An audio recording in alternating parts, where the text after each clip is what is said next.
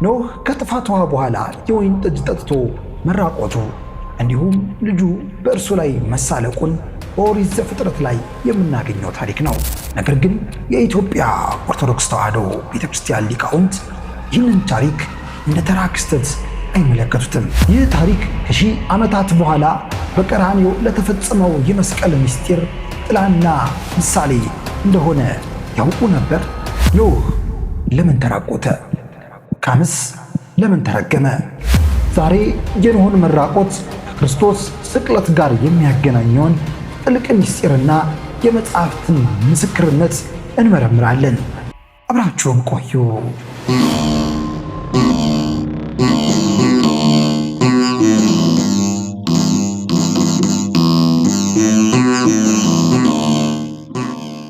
እንግዲህ በዚህ በመጽሐፍ ቅዱስ አንድ ታሪክ እናገኛለን። የኦሪት ዘፍጥረት ምዕራፍ 9 ቁጥር 20 ላይ የምናገኘው ታሪክ ነው። አባታችን ኖህ ከጥፋት ውሃ በኋላ ገበሬም ሆነ የወይን ተክልም ተከለ እና ወይኑ ደረሰ ይላል እና ይህ ወይን ከደረሰ በኋላ ወይኑን ጠጥቶ አባታችን ኖህ ሰከረ። በዚህ በስካሩም ጊዜ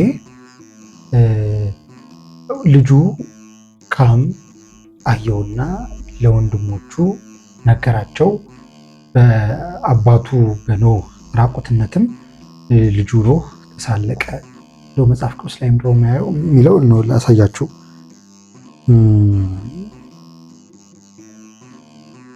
የከነዓን አባት ካምም የአባቱን ራቁትነት አየ፣ ወደ ውጭ ወጥቶ ለሁለት ወንድሞቹ ነገራቸው። የከነዓን አባት ካም ነው የሚለው እና እርግማኑ ደግሞ የደረሰው የኖህ እርግማን የደረሰው በካም ዘሮች ላይ ነው እና ይህ ካም በካም ዘሮች በከነዓን ልጆች ላይ ማለት ነው የደረሰው እርግማኑ። ይህ ካም ለወንድሞቹ ነገራቸው። ወንድሞቹ የአባታቸውን ራቆትነት ማየት ስላልፈለጉ በሸማ በፊታቸውን ሸፍነው ወደ ኋላቸው ይሄዱ የአባታቸውን ራቁትነት ይሸፍኑት። በዚህም አባታቸው ከነቃ በኋላ ኖህ ረገማል። ካምን ወይም ከነዓንን የካም ልጅን ከነዓንን ረገመ። ለወንድሞቹ ባሪያ ይሁን ብሎ ረገመው። ዋናው ነጥቡ የኖህ ራቁትነት ከክርስቶስ ጋር እንደምንድን ነው የሚለውን ነው ልናይ የፈለኩት።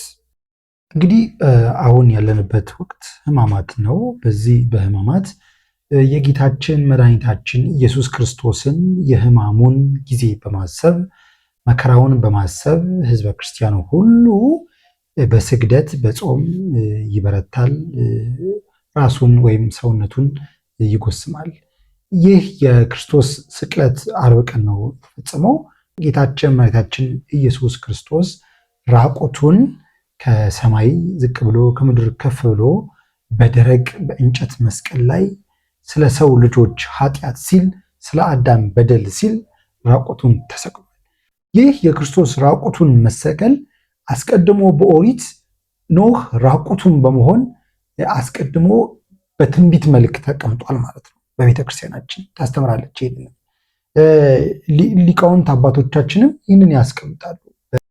በተለይ በዚህ በትርጓሜ መጽሐፋችን የኦሪት ዘፍጥረት ትርጓሜ መጽሐፍ ላይም በበለጠ አድርጎ ያስቀምጧል። የኖህ ራቁትነትን ከክርስቶስ ራቁትነት ሆኖ በመስቀል ላይ መዋል ጋር እያነጻጸረ ያስቀምጧል። እንደምንድን ነው ቢሉ ኖህ የወይን ጠጅ ጠጥቶ ሰክሮ ራቁቱን ሆነ። ጌታችን መድኃኒታችን ኢየሱስ ክርስቶስም የሰው ልጅ ፍቅር ረቶት ወይም የሰው ፍቅር አስክሮት በመስቀል ላይ ራቁቱን ዋለ ብለው አባቶቻችን ይተረጉሙታል፣ ያብራሩታል። ከዚህ ጋር በተያያዘም እንግዲህ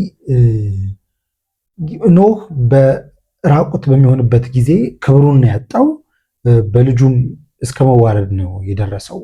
ጌታችን መድኃኒታችን ኢየሱስ ክርስቶስም በራቁትነቱ አይሁዶች እንዲተፉበት፣ ሰዎች እንዲሳለቁበት ሆኗል ማለት ነው። ይህም ደግሞ ስለ ሰው ልጆች ፍቅር የከፈለው ዋጋ ነው። ስለ ሰው ልጆች ፍቅር ሲል ራቁቱን ሆኖ በመስቀል ላይ ውሎ ሰዎች እንዲዘብቱበት፣ አይሁድ እንዲሳለቁበት፣ ምራቃቸውን ጢቅ እንዲሉበት ሆኗል ማለት ነው።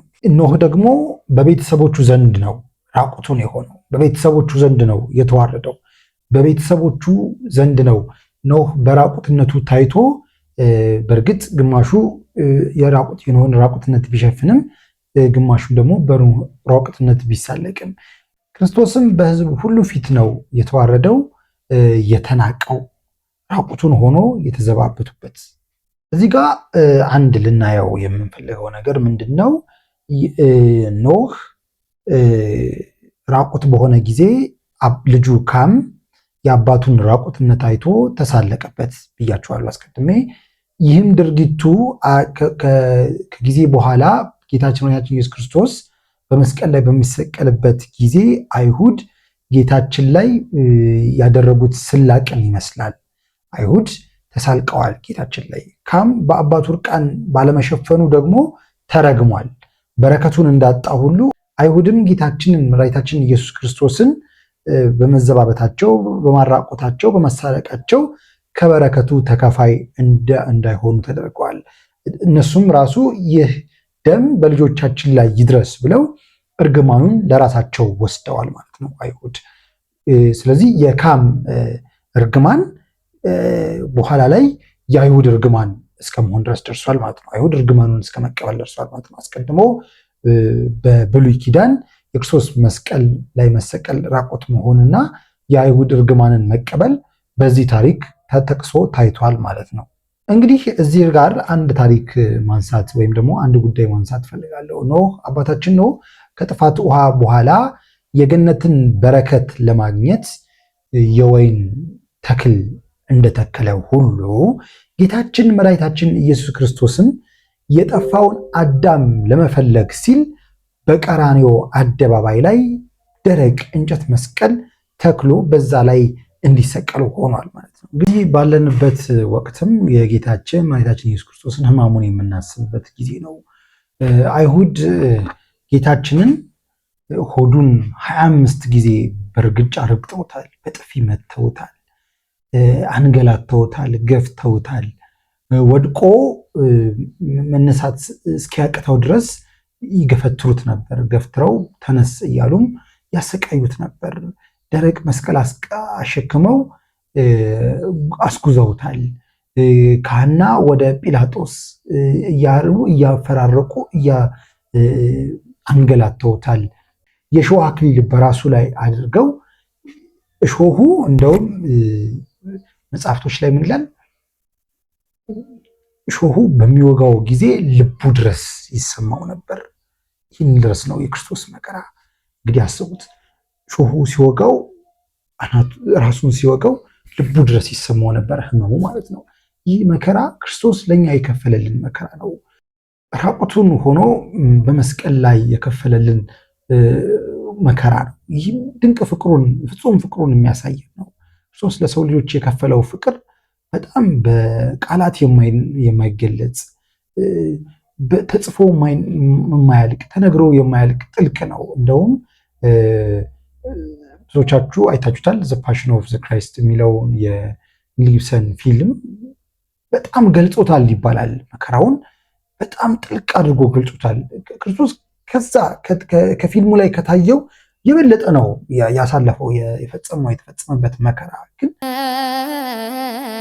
እኛ ብሎ ተንገላታ የሁላችን እንደው ለሰው ልጆችን አይምሮን እስኪረዳ ድረስ አድርጎ ገልጾታል። በዚህ በድርሳነ ማህያዊ ላይም የክርስቶስን መከራ በጣም በሚገርም ሁኔታ አድርጎ ጽፎ አስቀምጦልናል። እነዚህን ነገሮች እንድታዩት ነው የምጋብዛችሁ በዚህ አጋጣሚ ማለት ነው። በመጨረሻ የምናየው ነገር ምንድን ነው? ኖህ የወይን ጠጅ ጠጥቶ ጋደም አለ፣ ተኛ ነው የሚለውና ክርስቶስም በመስቀል መከራ ከዋለ በኋላ አረፈ፣ ነፍሱን ሰጠ፣ ተፈጸመ አለ። ከዚህም በኋላ ወደ መቃብር ወሰዱት፣ በዛም አሳረፉት። ትንሣኤውንም አየን። የክርስቶስ መከራ አስቀድሞ በኦሪት ዘፍጥረት ምዕራፍ 9 በኖህ ታሪክ ላይ ተጠቅሶ ተቀምጦ ነበር። የኖህ መራቆትነት የክርስቶስ በመስቀል ላይ ራቁት ሆኖ መሰቀል ለሰው ልጆች የከፈለውን ዋጋ የሚያሳየን አስቀድሞ የተቀመጠ ታሪክ ነው። በቤተክርስቲያናችን ይህን ታስተምራለች። ይህን ልነግራችሁ ዛሬ መጣው። መጽሐፍ ቅዱሳዊ ታሪኮች እንዲሁ እንደ ዘበት የተጻፉ አይደሉም። አንዱ ለሌላው ጥላና ሚስጥር ሆነው የተዘጋጁ ናቸው እንጂ። የኖህ መራቆት የአዳምን እርቃን ለመሸፈን የተደረገ የመጀመሪያ የመስቀል ጉዞ ታሪክ ነው። እናንተስ ስለዚህ ሚስጥራዊ ትስስር ምን ትላላችሁ? ሐሳባችሁን በኮሜንት አስፈሩልኝ። ለሌሎችም እንዲደርስ ቪዲዮውን ላይክ፣ ሼር ማድረግ አትዘንጉ። ሰብስክራይብ አድርጉ። በሚቀጥለው በሌላ ቪዲዮ እንገናኛለን። አብራችሁኝ ስለነበራችሁ ከልብ አመሰግናለሁ። ቻው።